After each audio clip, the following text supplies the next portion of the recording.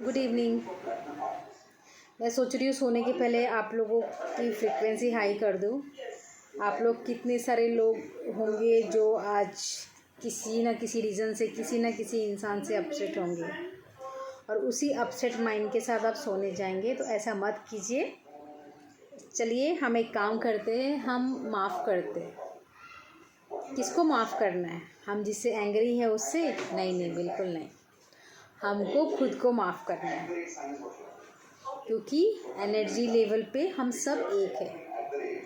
आज मेरे साथ भी ऐसा हुआ। मुझे एक्चुअली किसी पे बहुत सडनली कुछ ऐसा हुआ कि उस बंदे ने मुझे कुछ ऐसे मेल लिखा जो मैं एक्सपेक्ट नहीं कर रही थी। एंड मेरी बहुत उस टाइम पे मुझे बहुत गुस्सा आया उसके ऊपर। मेरा मन हुआ, मेरी जो ओल्ड फ्रिक्वेंसी थी, मन हुआ उसको मैं अच्छे से मेल पे आंसर दे दूँ। मैंने ड्राफ्ट भी किया, फिर मैंने पूरा मेल डिलीट किया एंड फिर खुश हो गई।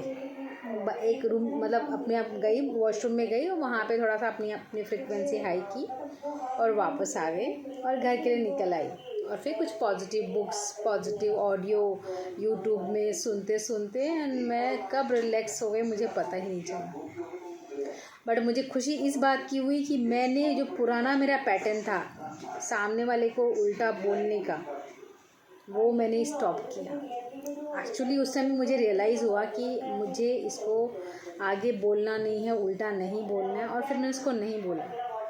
तो चलिए हम अभी जिसको आप लोगों को किसने भी आज पूरे दिन में आप लोगों को एंग्री किया है, दुखी किया है, बुरा फील कराया है, तो हम माफ़ी देते हैं। किसको? खुद को। क्योंकि एनर्जी लेवल पे हम सब एक है और हम खुद को जब माफ़ कर देते हैं तो हमको अब और किसी को माफ़ करने की ज़रूरत ही नहीं है, क्योंकि दुखी हमने खुद को किया है।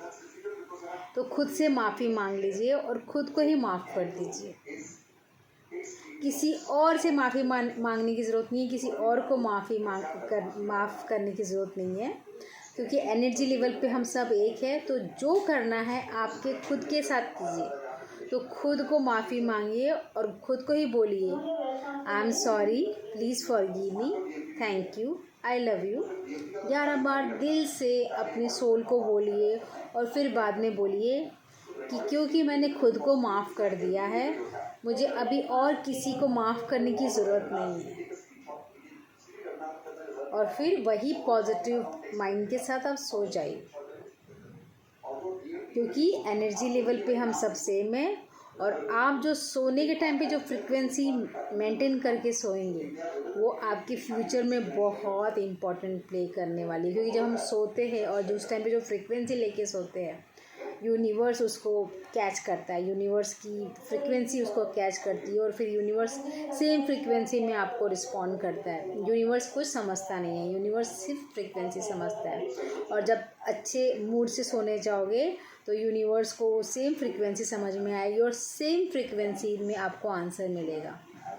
तो लॉजिकल वर्ल्ड को नहीं, मैजिकल वर्ल्ड को बिलीव कीजिए और अपनी लाइफ चेंज कीजिए। Thank you, bye.